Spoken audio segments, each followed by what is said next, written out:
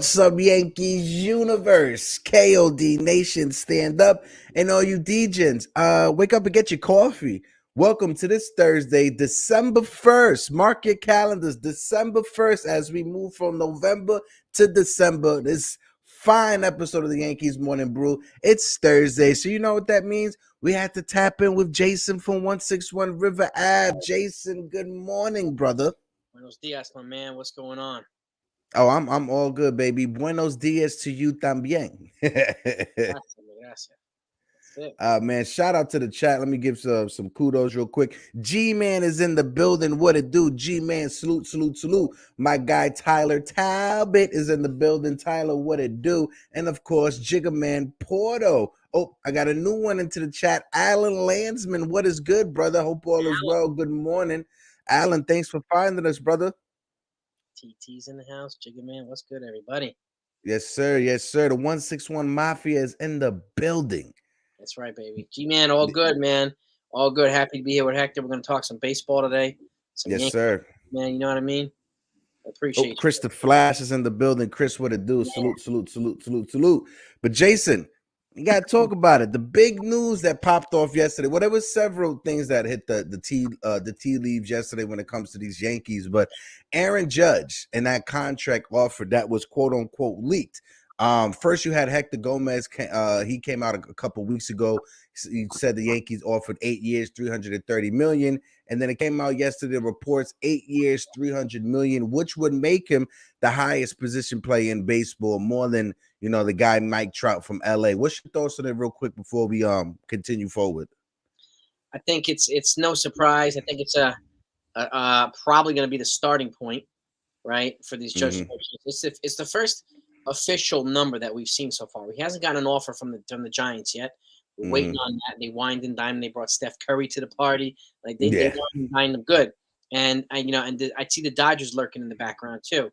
So I do think he'll have a couple more suitors and offers at the winter meetings when things really start picking up. It's like the start of the offseason, which starts on Sunday and goes through Wednesday. So, but I'm not surprised. 37.5 per year, 8 years, $300 million. And it does make him the highest paid AAV for a position player ahead of Trout. So, but I do think it's going to go up rather significantly. And I've said this, on my channel too. Like, whatever the Giants counter at, let's just say they counter at, because in order to get a guy to move right to a whole other coast, even though he's from the West Coast, you're going to get a guy to move.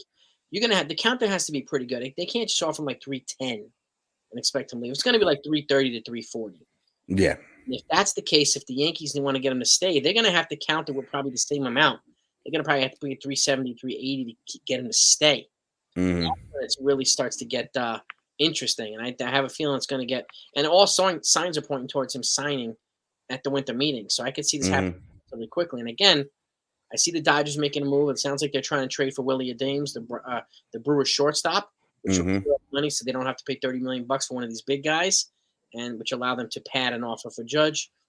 So I expect an offer, a couple more offers, maybe from them, maybe from the Texas Rangers, Mariners.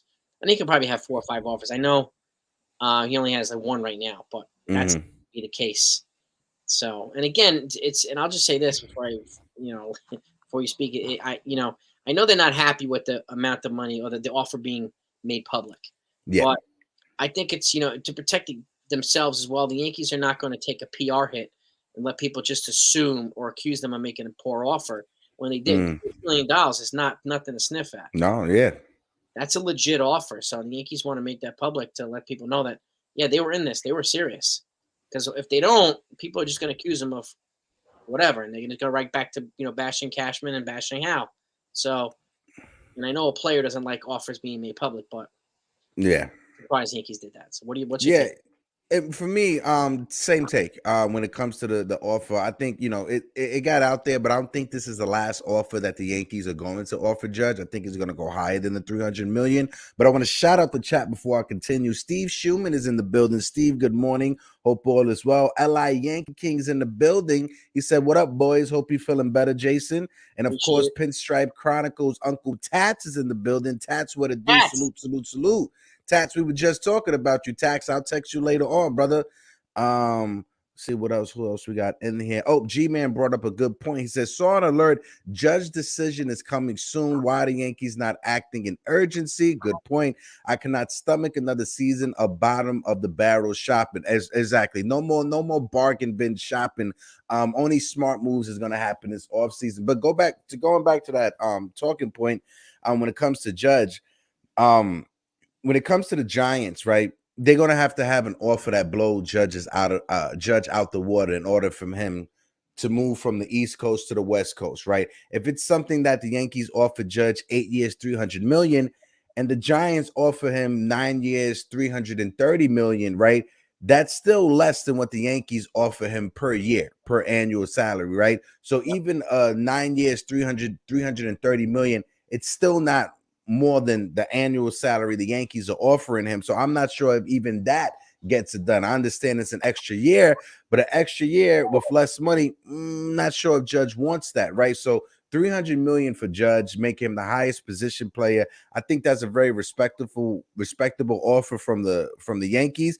Me personally, Jason, you offered me $300 million to work for your show. Bye-bye Nights of DJ. I can't see myself turning away $300 million. That's just me personally. Hopefully Jiggaman's not watching. Hopefully he doesn't shut down the stream right then. But no, I can't see myself turning down $300 million. I understand I'm not Judge. You're not Judge. You know, we aren't these athletes, right? And it's easy for us to look at the money and want to take it. But Judge, he earned this right to hit free agency, right? He earned the right. Look at Jiggaman. Bye, Hector.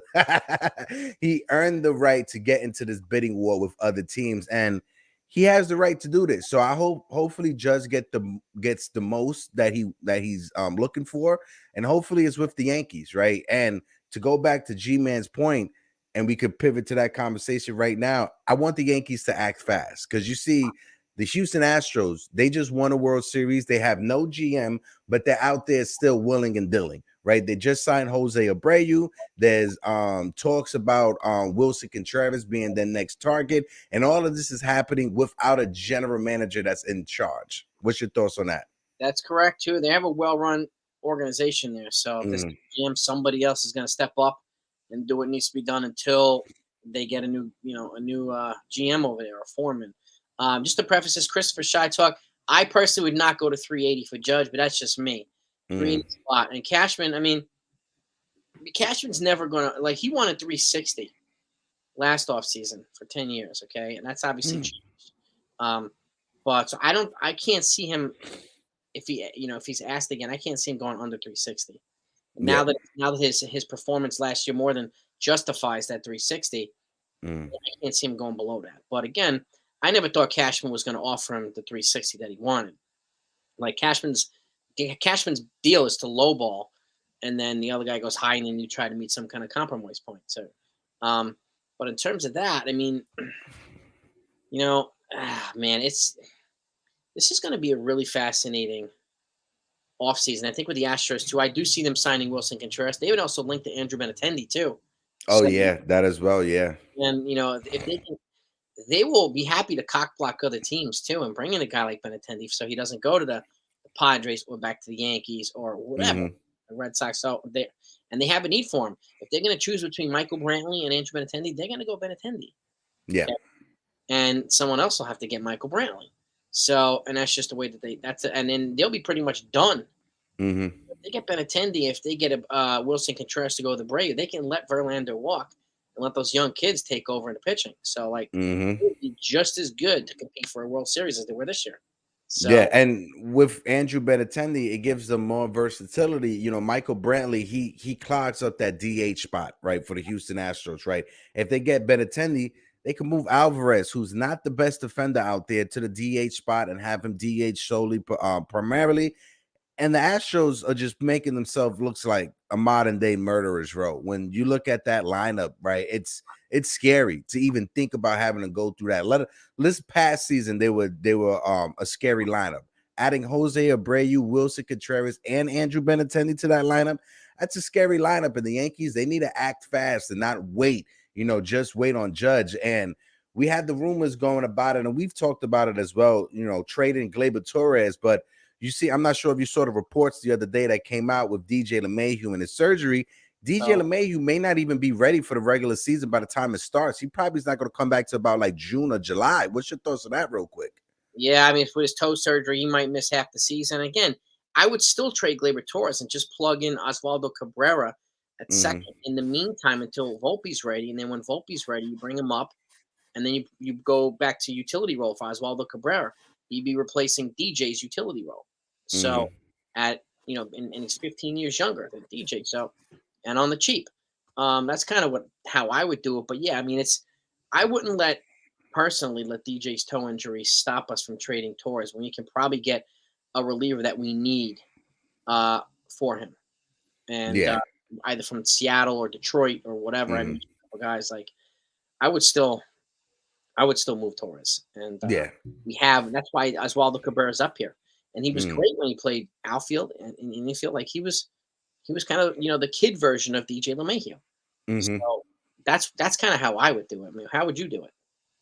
For me personally, as great as these young kids look, whether it's Cabrera, whether it's Peraza and stuff, especially from the defensive side of things, Peraza, he looks like he's a walking Gold Glove. Like he's going to get a Gold Glove one day in his career, whether it's with the Yankees or with another team, we don't know. But when it comes to that second base spot, right, and Gleyber Torres, it's a love-hate relationship with Gleyber Torres, right? Because sometimes Gleyber Torres, he looks like one of the top 10 best hitters in the American League, and sometimes he's up there looking like Jacoby Ellsbury did towards the end of his career. So sometimes he's on, sometimes he's off. I would still trade Gleyber Torres, but at the same time, I would try to get an Ian Happ, someone who could play the infield and the outfield, right?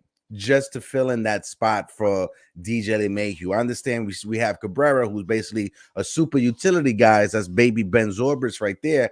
But at the same time, I don't want to put all that pressure on a second-year player, or if it's his entire first season, a full-time season out of Cabrera or Peraza, right? We still have to get insurance because Cabrera and Peraza was our insurance, if DJ LeMahieu was hurt, which it looks like DJ LeMahieu is going to be out half the season, right? So we're going to have that extra insurance policy just in case if, us losing Gleyber Torres hurts us more than it actually helps us.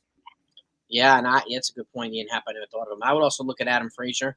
He plays in outfield, again, another utility type. He's a left-handed bat as well.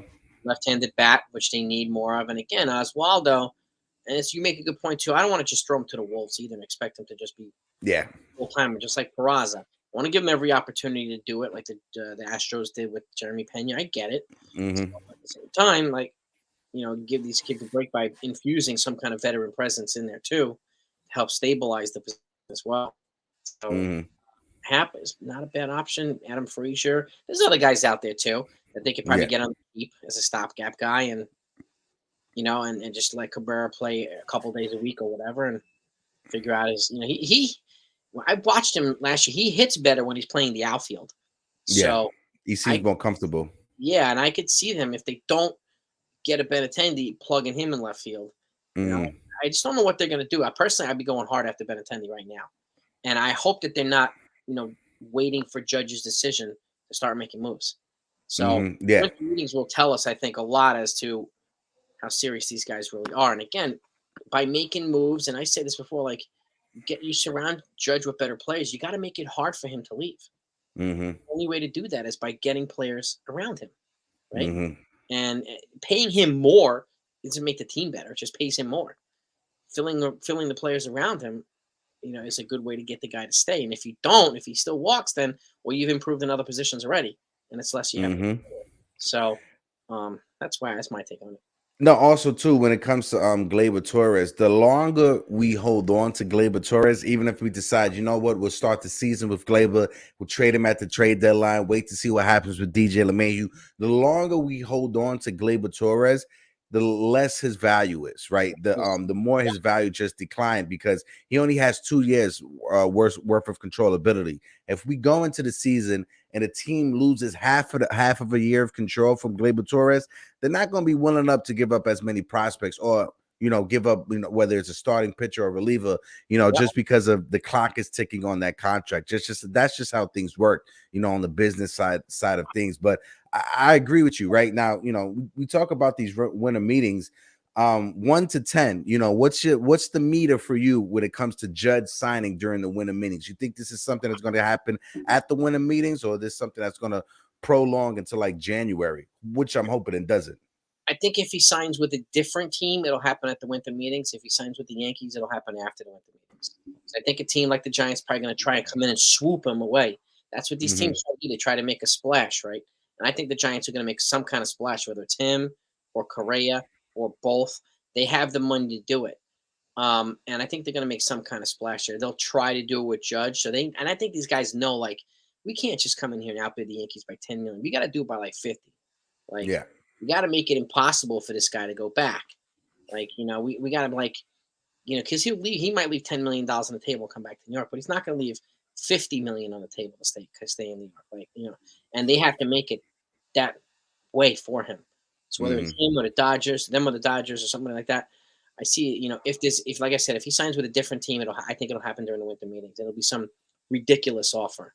But if he re-signs with the Yankees, I think it'll happen afterward, where he's shopped other offers and he's just the lure of coming back to New York. The Yankees have time to boost their offer if they want to do that or whatever, which they'll probably have to do. I mean, if the Giants offer him 350 and the Yankees stay 300, I don't think he's coming back to the Yankees. So I think they're going to have to boost that offer, like you said. And that's the way I see it. What about you? Me personally, I think it's going to take, the same amount of years, 8 years, 320 million. I think that's what's going to take to get to lock in Judge, 40 million per season. Yes, the Giants are on the West Coast there in San Francisco, but I don't think the Giants, they want to commit themselves to a long-term contract like that when it comes to the annual value of the contract, right? The length for the contract, the Giants would probably be willing to go 9 years or 10 years, but with a lower AAV, annual value on the contract, right? That's just me personally. But when it comes to Judge, and I think Judge is going to sign with the Yankees at the winter meetings, right? I don't think the Yankees are going to allow the winning meetings to come, and Aaron Judge is still not a Yankee. In 2009, if I don't remember, or that offseason, right before the 2009 season, wasn't it Mark Teixeira and CC Sabathia that signed right at the winter meetings, at the beginning of the winter meetings? So it's going to be something where the Yankees are used to making moves at the winter meetings. What's your take on that? It was Sabathia and Burnett, and Teixeira signed like 3 days before spring training started.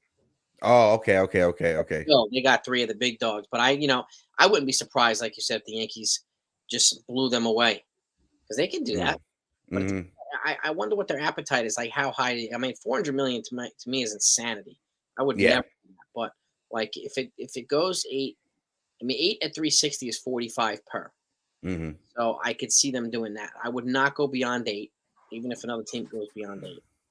But I could see a team like the Giants or the Dodgers or something, or the Texas Rangers or somebody like that. If they went to 10 years for Corey Seager, I could see them going to 10 years for Judge.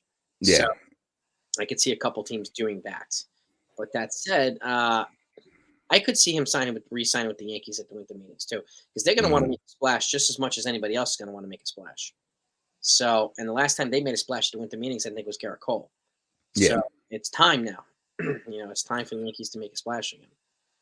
We got the big timers, the people that are expecting to go after Judge when it comes to the Yankees, the Giants, the Dodgers. You even brought it the Texas Rangers.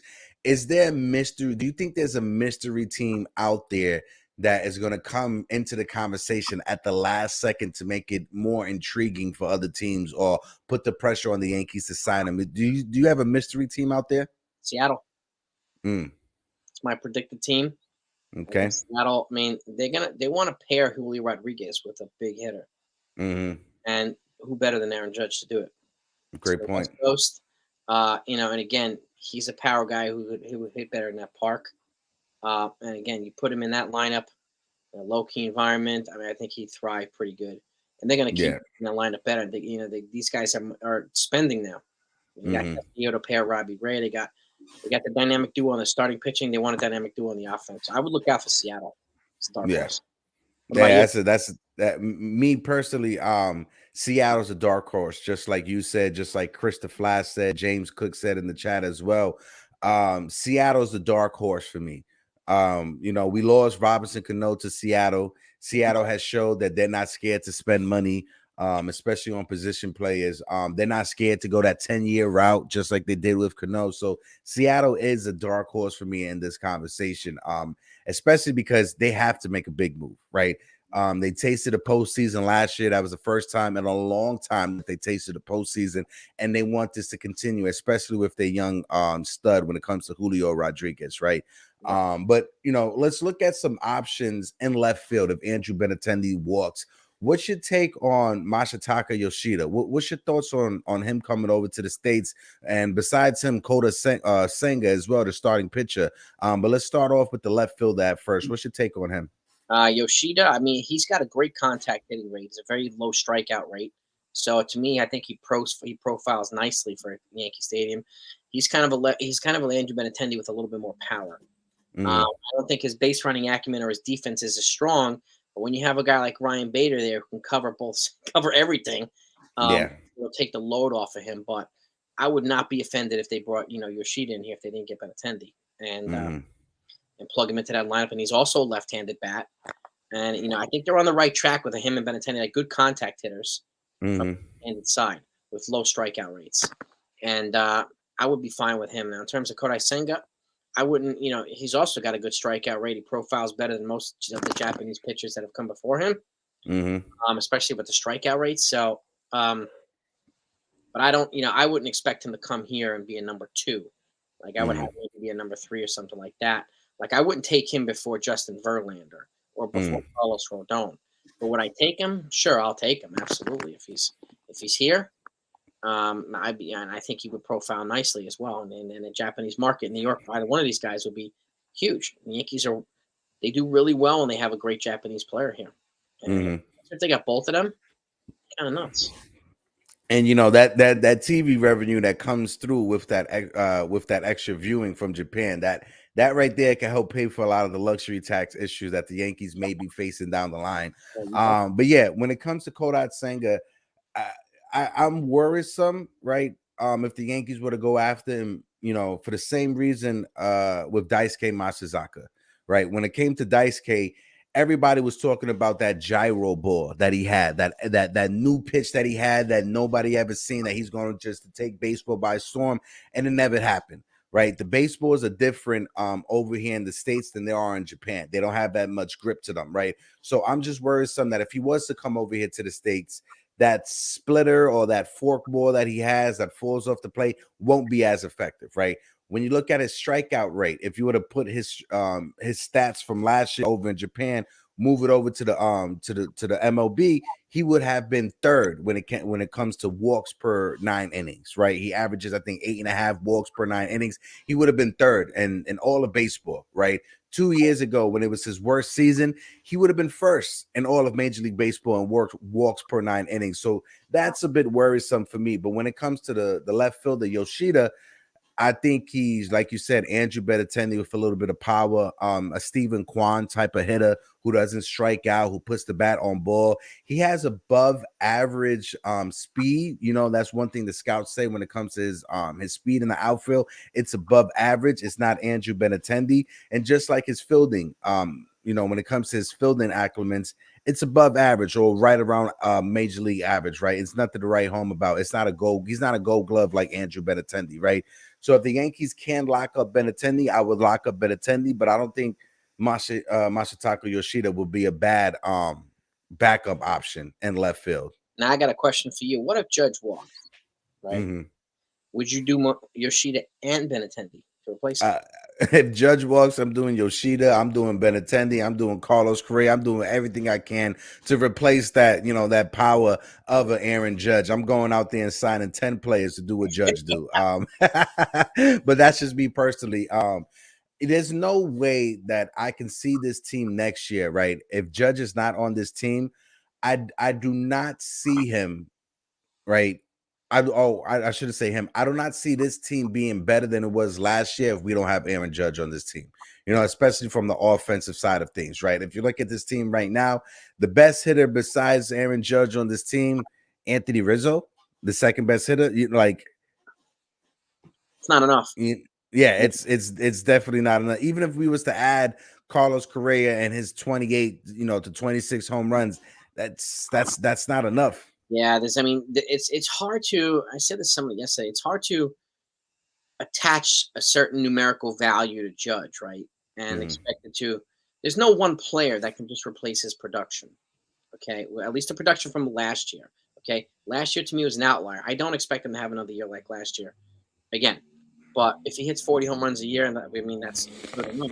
But at the same time, it's really hard to replace his production with one player. Why you'd have to get multiple players and kind of spread it out across the board and have impact everywhere.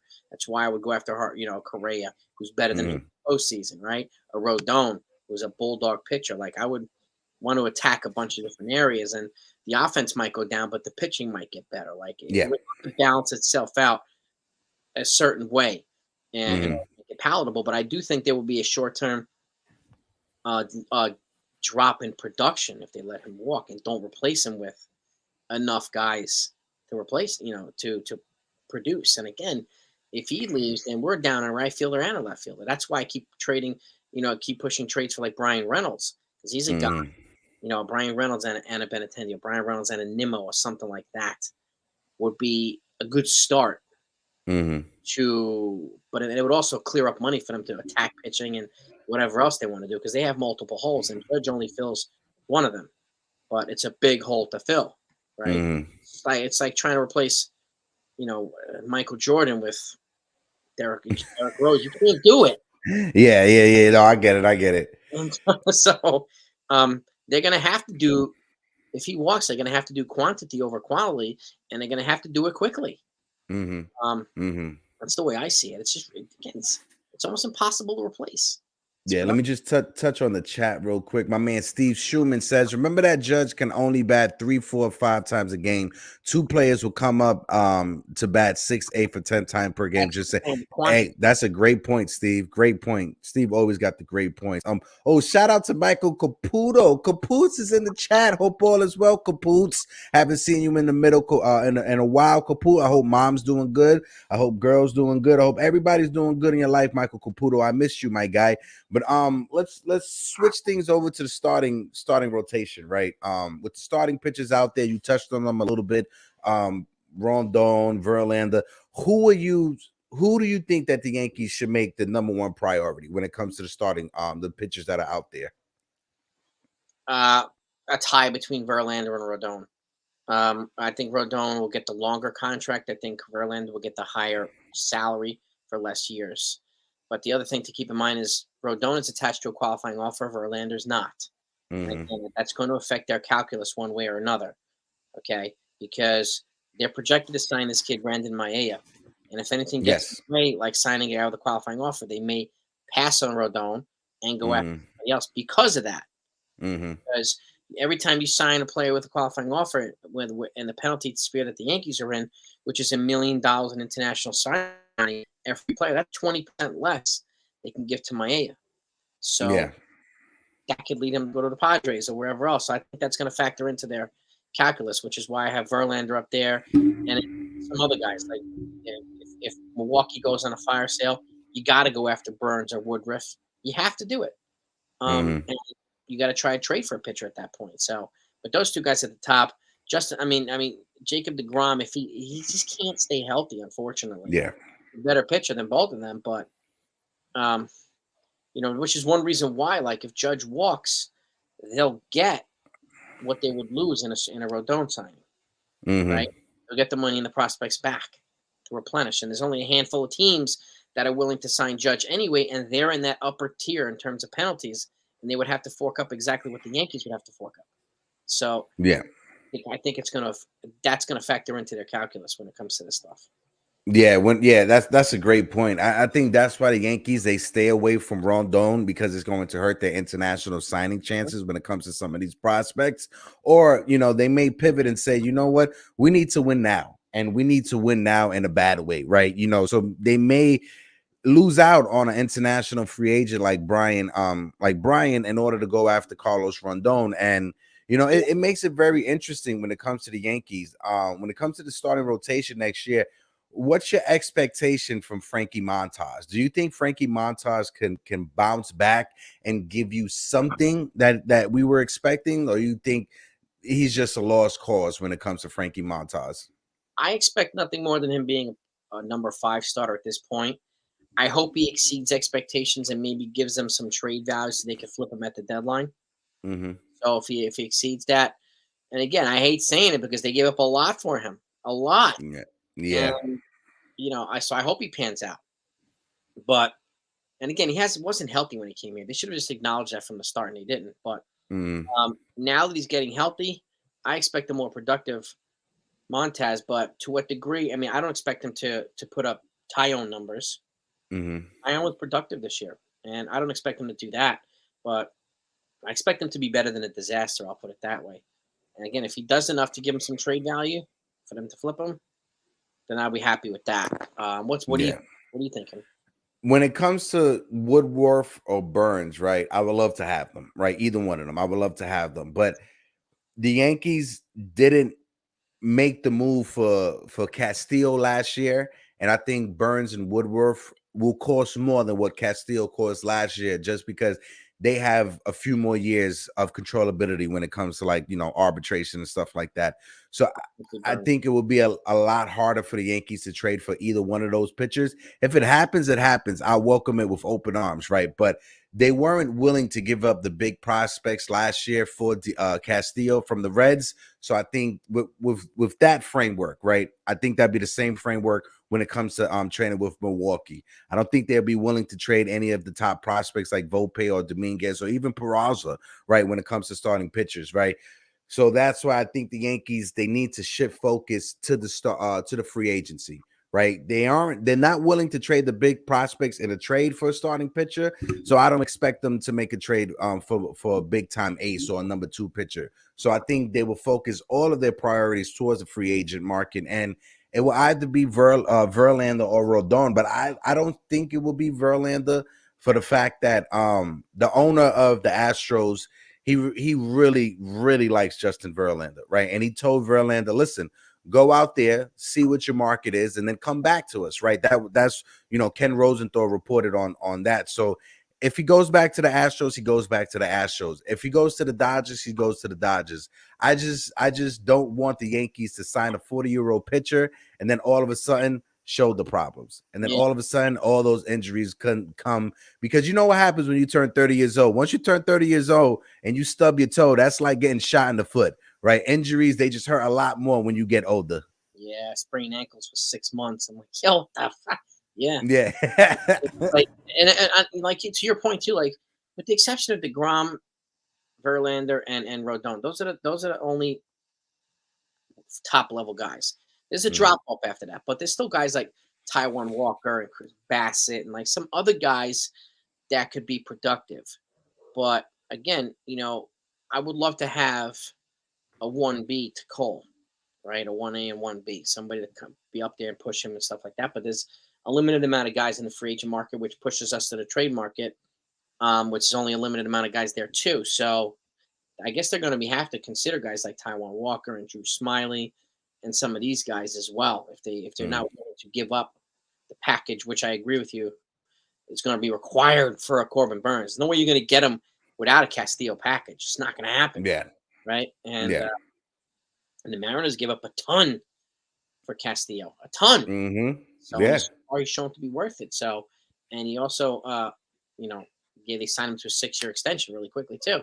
So he's on now. He ain't going anywhere. So, it's going to be an interesting dynamic with the pitching market. And again, once those 3 guys go, right, Tyone becomes the number 1 guy. And then it could be bidding more for him. And don't be surprised if the Yankees bring back Tyone if their options are limited. Don't be surprised. So, and again, he's probably going to get a 4-year deal for $70 million, but he's only 30. He's young, and he was productive with the Yankees. He's familiar with the Yankees, so I wouldn't be surprised if he came back. Yeah. Um, That wouldn't be my first move to make, but at the same time, mm, he's not a bad insurance policy to fall back on, right?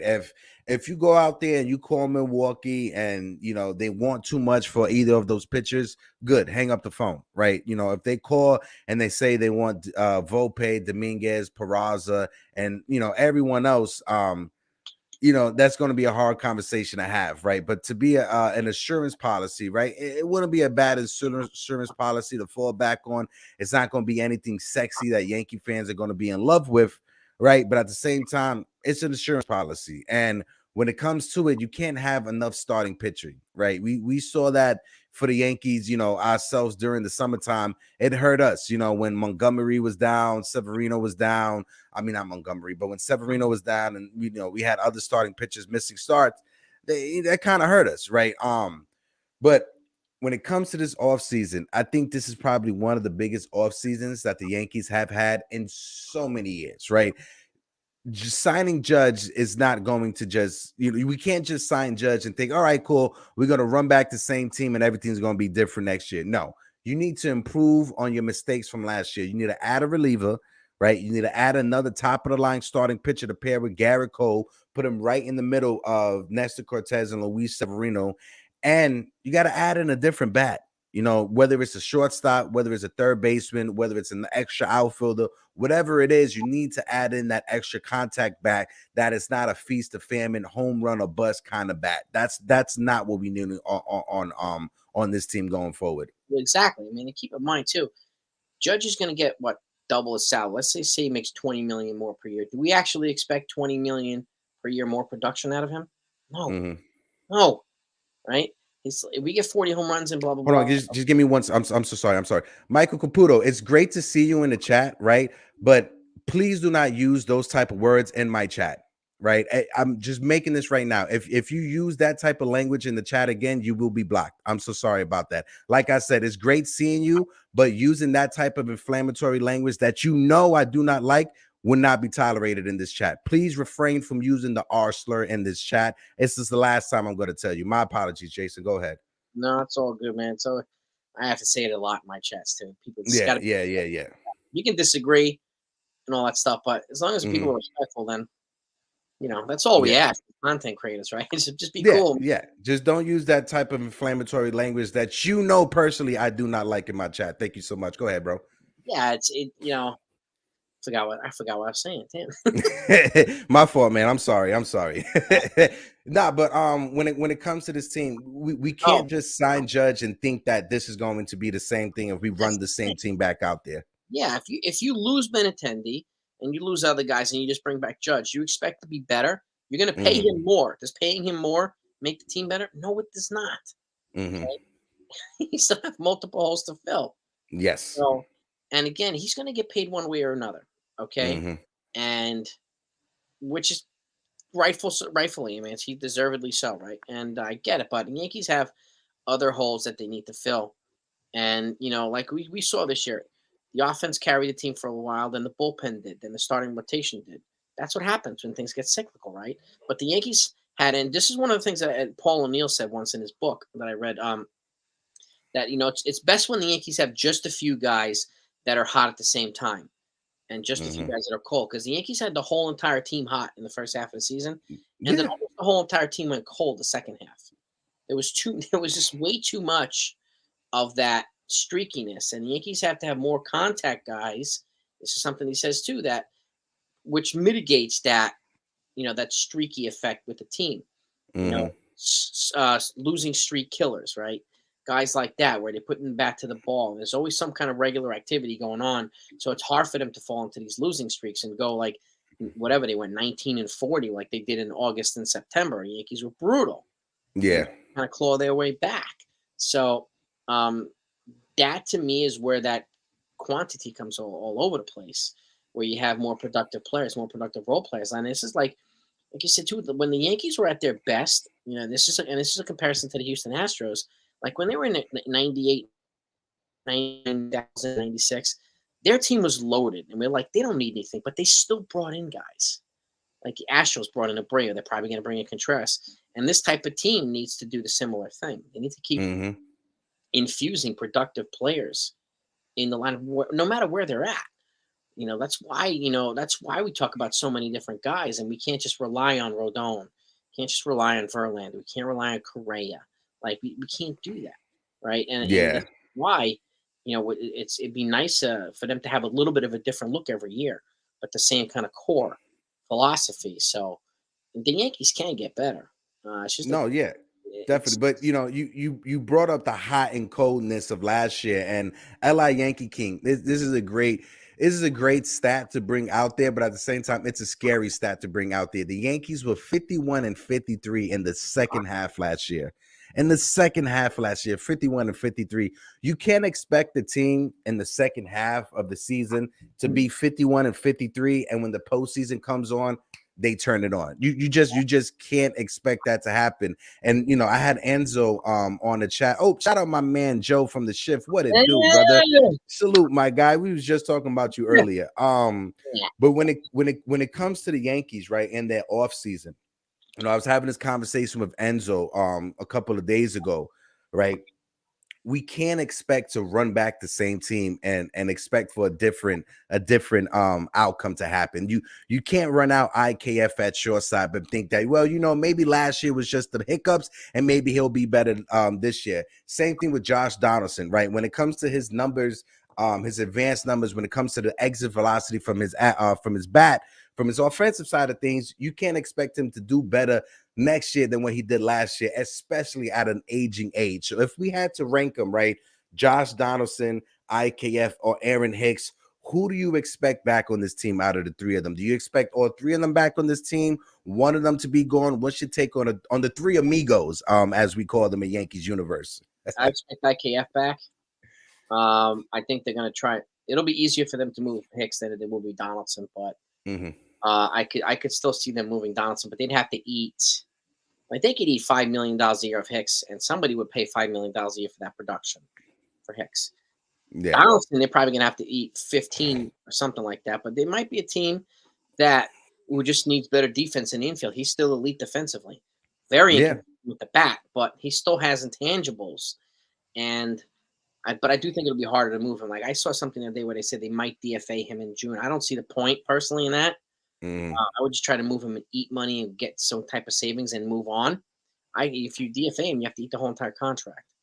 And if you're going to do that, you might as well do that now and get better now leading into the season because you already know what you're going to get from Josh Donaldson. I think you're expecting a rebound year from a guy who was wildly inconsistent it's just a dangerous proposition.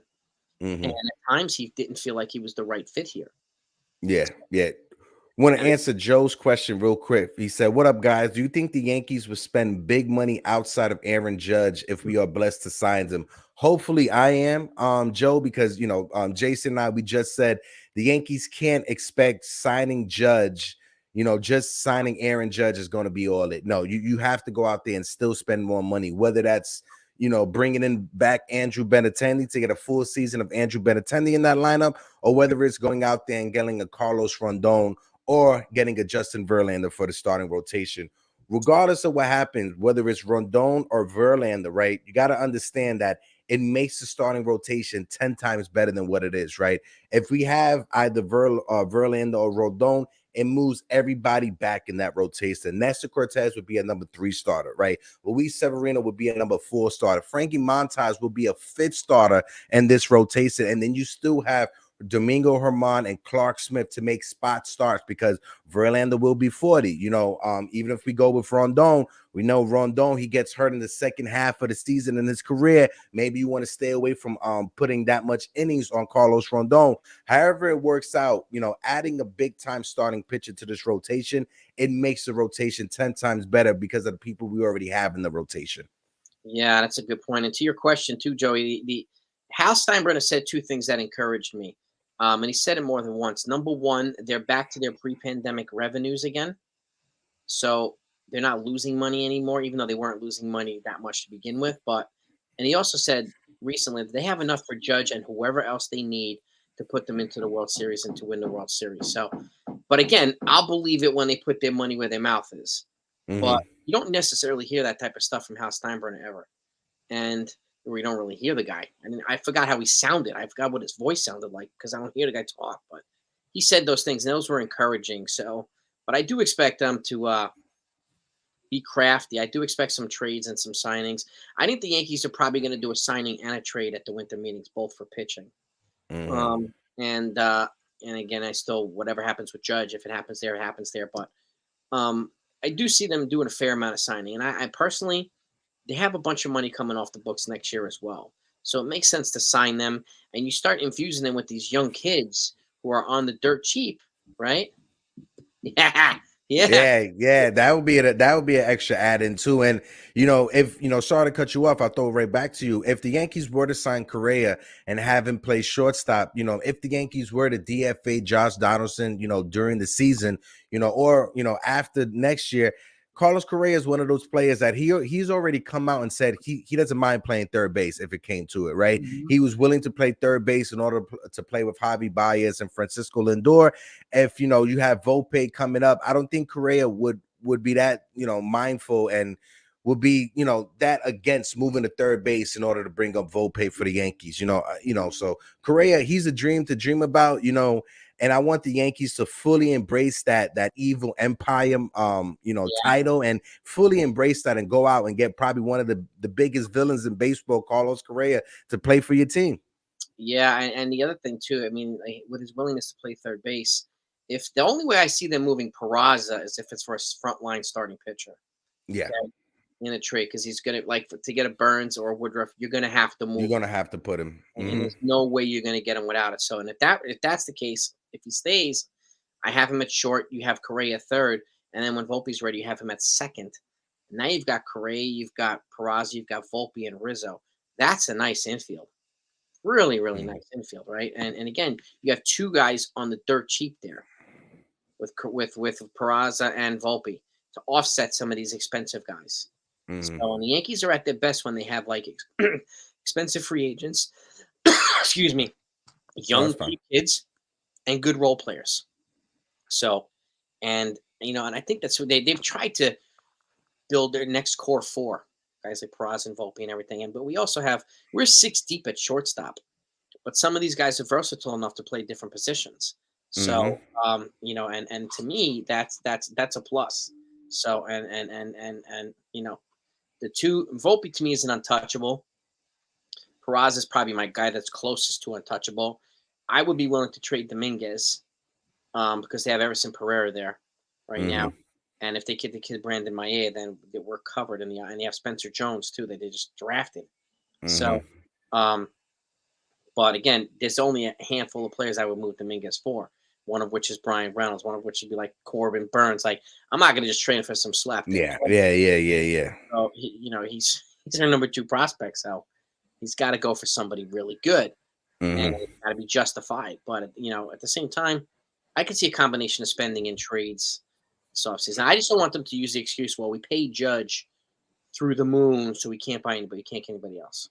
Nice. I They got a can't. question from Jonathan in the chat. Shout out to Jonathan. Salute, my guy. Good morning. He said, "Do you think they will go after Pablo Lopez? Is Pablo Lopez a pitcher that you have on your radar, Jason?" I'll answer after this.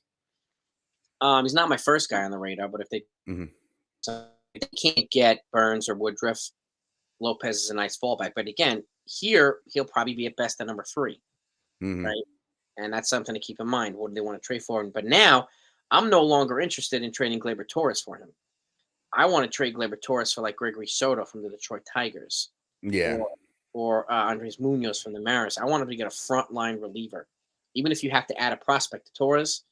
But I still think they have a doable package they could put together for a Pablo Lopez that would not cost Dominguez or some of these other guys. So, Mhm. um, and so he's on the radar, but he's just not at the top of the list, at least for me.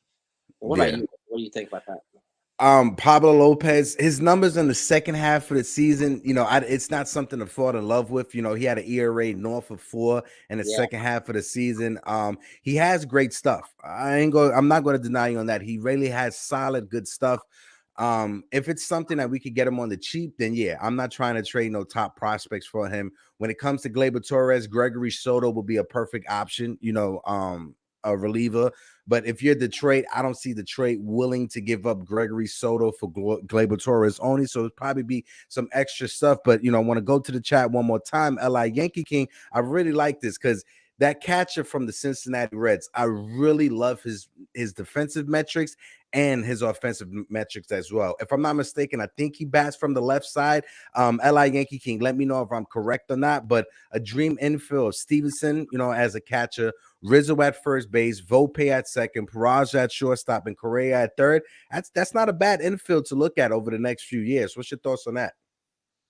No, and that's the kind of the infield we just mentioned a few minutes ago. Correa and Rizzo on the corners, and then Peraza and Volpe in the inner parts there.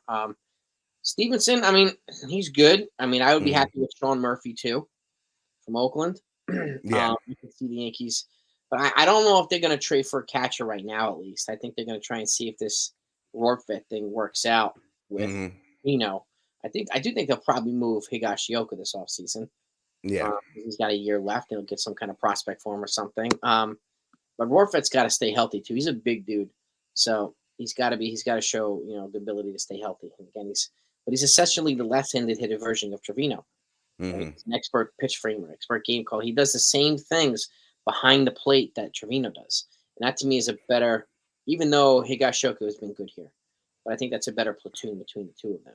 Yeah, for the Yankees, but they got Stevenson, they got Sean Murphy. Not White. I wouldn't complain.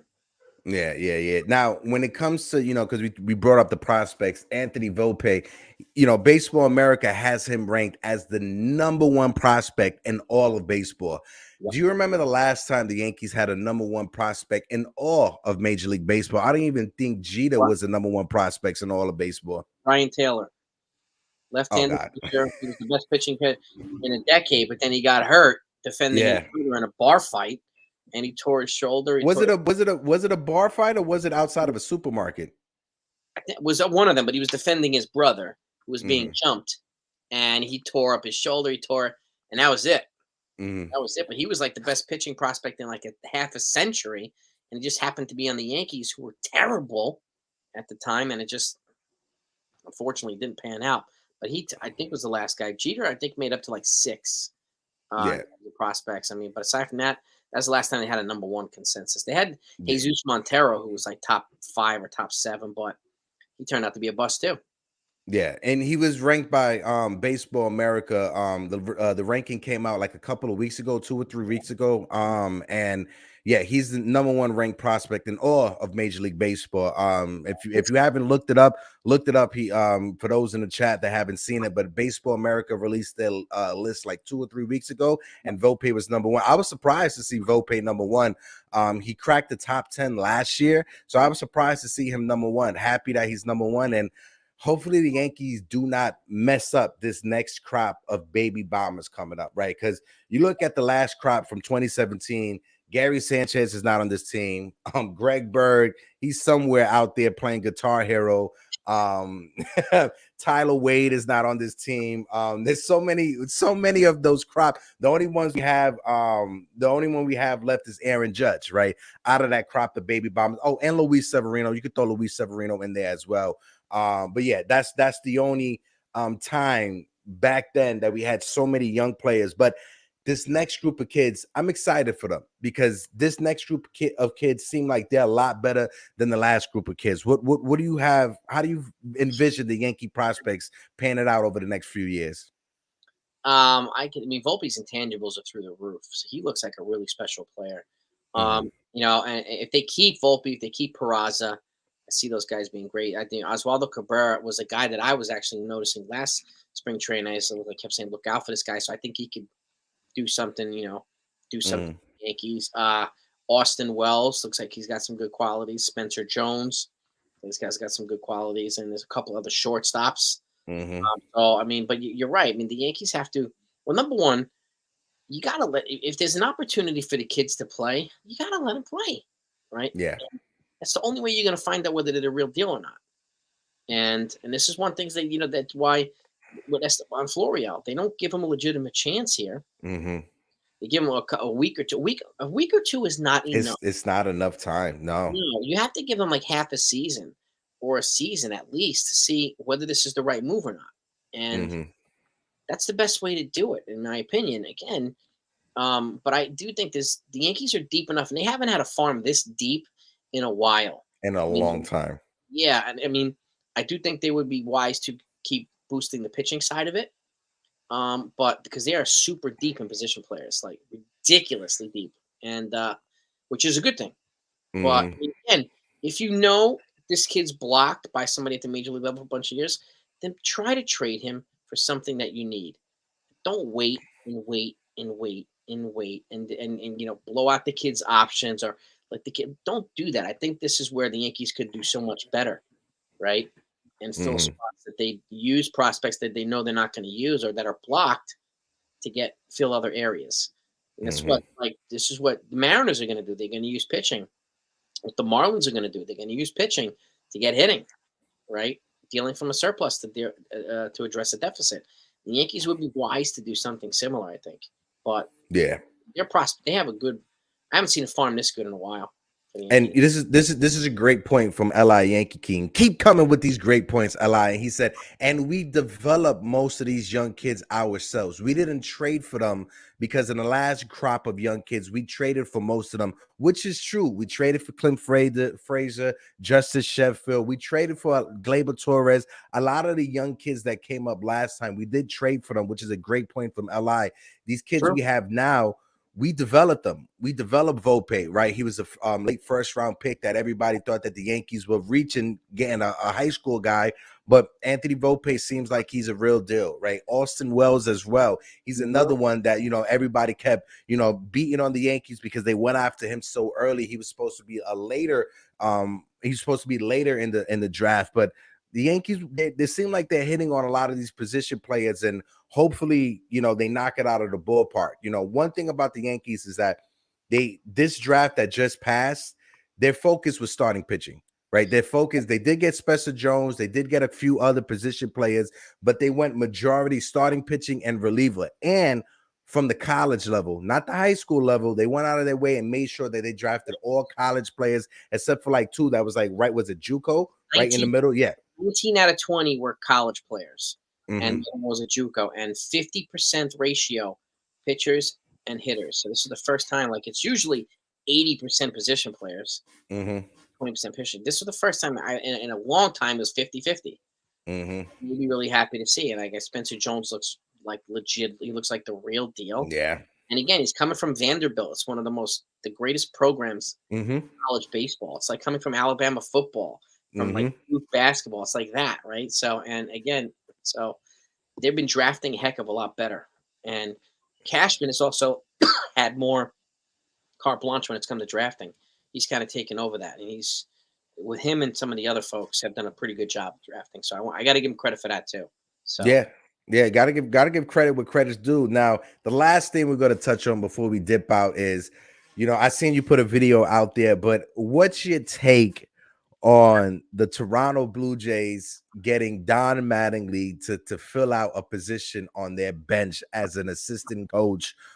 What's your thoughts on that? Because that broke my heart when I saw that. Well, it broke my heart and kicked me in the nuts at the same time.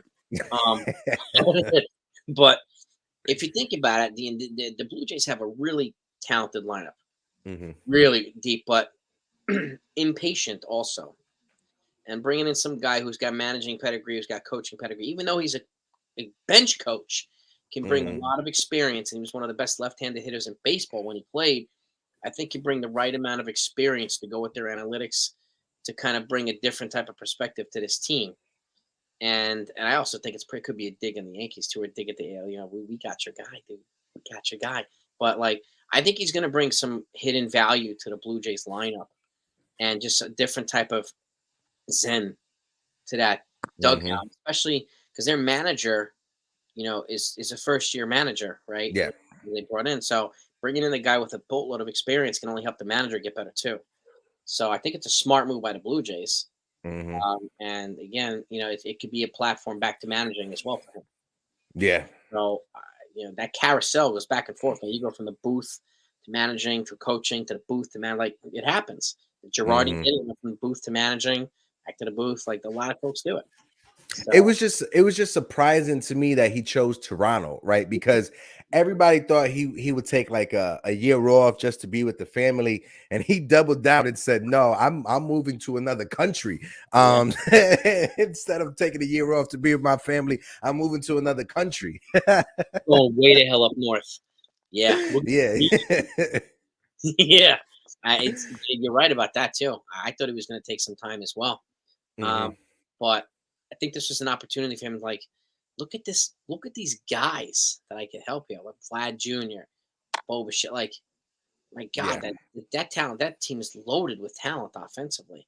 So I think he Yeah. can do something in there and bring a different perspective. They do need another left-handed hitter, so maybe they'll get that. And then, but again, I think it's like the perfect hybrid between hitting coach and manager is the bench coach. He can help Mm-hmm. himself in different ways, and I think he will. And again, he's a mild manner. He's a good baseball mind. He's a great Mm-hmm. baseball guy. So having somebody like that, who might bring a little bit more old school to the team, right? That they didn't have before. Because Yeah. I can't see him doing the stupid leather jacket thing and after a home run and blah blah blah. Nah, So I can't see Donnie Baseball doing that. When you looked at the Marlins, they had some celebrations, but it wasn't that much, right? no, In Miami. So yeah, I professional. don't expect that to be happening in Toronto next year. But I got another point from LI Yankee King. He said, "JC, I don't like Brian Cashman, but this is him drafting. I congratulate him. You're doing something right, Brian Cashman. If you got LI Yankee King congratulating you on the drafting, the facts are the facts. When it comes to drafting, that front office, they have done wonders over the past several years. Because if you remember the early 2000s, our prospect pool was a barren wasteland, right? Yeah. We had, Andy Phillips was our top prospect at one time for a long. Andy Phillips, let that sink in. If you guys remember Andy Phillips, the first baseman and third baseman, that was our number one prospect for several years. Oh, God. Drew Henson. Yeah.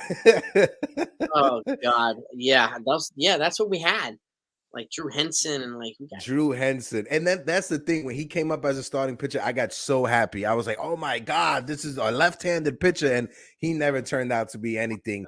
Bubba Crosby, another guy who we got from the Dodgers, who I thought was going to be, something here with the Yankees, but he never panned out to be anything in Major League Baseball. It's just, you get so many of these prospects that the Yankees hype up that just so as fans we could be happy, but they never turned out to be anything. I'm happy that this next group of young kids seem like we're gonna hit something out of the ballpark with them. yeah. Got a lot of good Eric Almonte. Eric Almonte. Oh, you Yes. taking us back, Shifts. You taking us way back, man. Oh man. Yeah. Man. Brutal, Jason, man. any last words before we dip out, brother? I'm really, really hopeful, and I can't wait to break good news at the winter meeting when it comes to the Yankees. I hope they Yeah. do something big. I hope they do a couple things, and would love nothing more, as I'm sure you are too. Would be love nothing more than to break good news when it comes to the Yankees. We've been disappointed so many times, even though sometimes it's our own self-inflicted expectations. Yeah.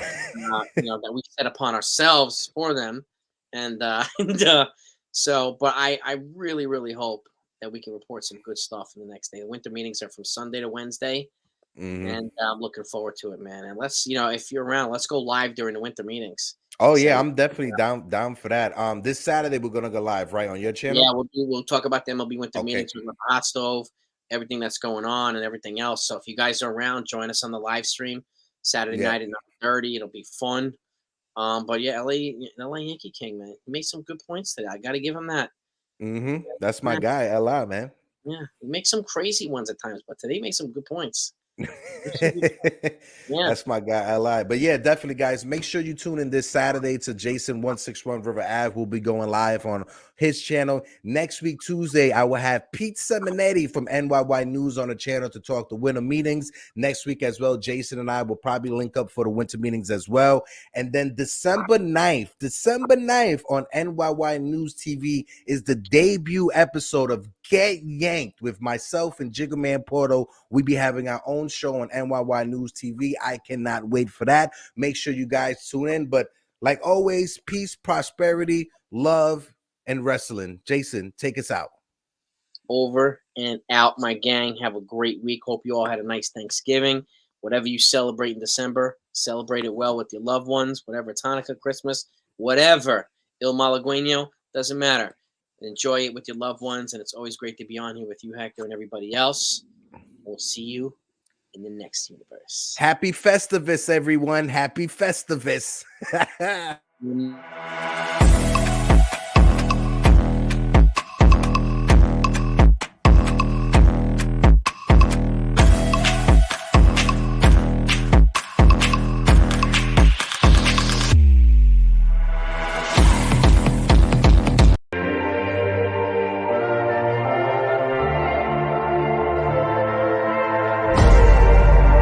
I see you in 3D. The dawn is bright for